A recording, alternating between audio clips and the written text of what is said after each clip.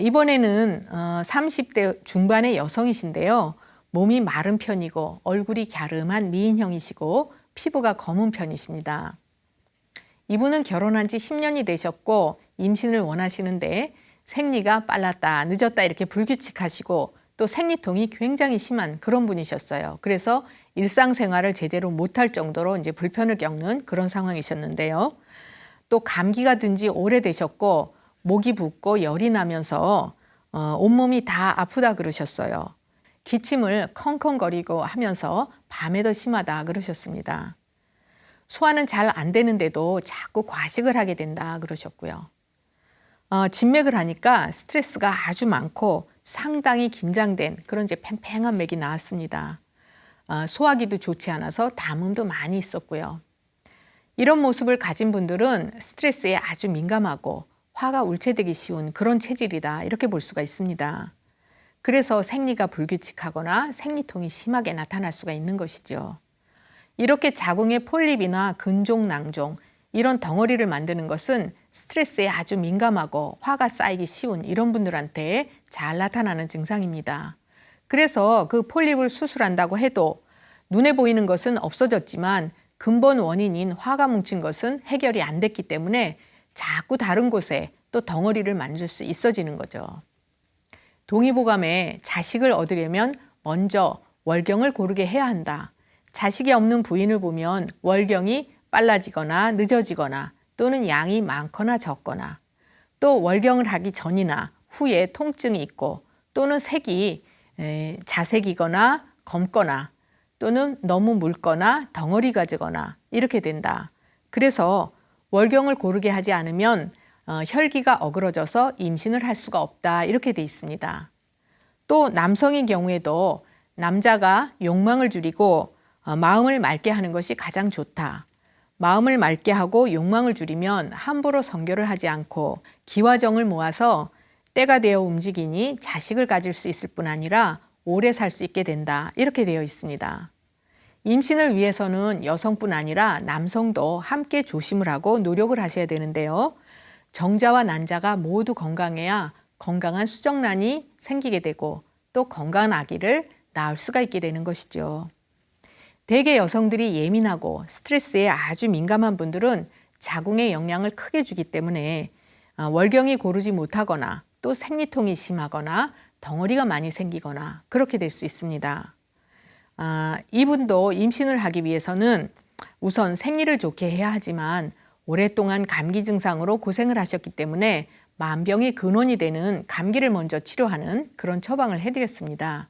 계속 양약을 먹었어도 감기가 치료가 되지 않았었는데 이렇게 한약 한제로 근 한 달 이상 고생을 했던 목이 붓고 아프고 온몸이 쑤시고 또 기침을 컹컹거리고 하고 이런 여러 가지 증상이 좋아질 수 있는지 몰랐다 그러셨어요. 사실 이분이 처음 한의원에 오실 때에는 어머니 손에 이끌려서 마지못해서 오셨거든요. 산부인과에서 산정 검사를 하실 때 자궁은 깨끗하고 문제가 없다. 그러니 이제 임신이 안 되면 인공수정이나 시험관 시술을 하자. 그래서 그쪽을 기대를 하고 계셨고 한의학 쪽으로는 별로 신뢰를 하지 않는 그런 분이셨어요. 그런데 그렇게 오랫동안 고생했던 감기 증상이 한약 한제로 좋아지시니까 이제 조금은 믿음이 생기게 되신 거죠. 처음 진찰 후에 설명을 드릴 때에는 표정도 시큰둥하고 이제 반응도 별로 좋지 않은 그런 상황이셨는데 제가 얘기를 해도 제 얘기에 별로 귀를 기울이시지 않는 것 같았어요.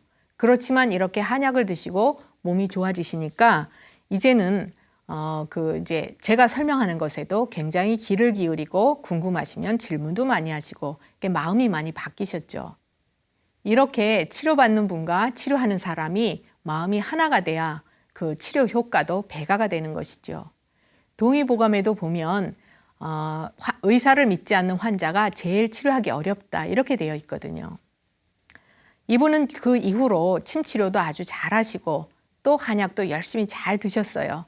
그리고 궁금한 것이 생기면 이제 한의원에 찾아오시거나 또 전화를 하셔서 여러 가지로 이제 질문도 많이 하시고 그러셨는데 차츰 치료를 하시면서 생리 주기가 좋아지고 또 생리통도 많이 줄었고 생리 색깔도 빨갛게 아주 이쁘게 그렇게 되셨습니다. 우리가 생리주기는 달이 한 번 찼다 이지러지는 28일에서 30일에 한 번 정도씩 하는 것이 가장 정상적인 생리주기다 이렇게 볼 수 있습니다. 지구상의 물의 이동이나 변화는 달의 영향을 받기 때문이죠. 우선 생리통이 없어지니까 삶의 질이 좋아졌다 이렇게 이제 말씀을 하셨고요. 치료를 한동안 계속 잘 하셨는데 어느 날 전화를 하셔서는 임신 반응 테스트를 했더니 2줄이 나왔어요. 그러면서 아주 들뜨고 이제 흥분된 목소리로 자기가 임신이 된 것 같다 이렇게 말씀을 하시면서 어떻게 해야 될지 이제 물어보셨습니다.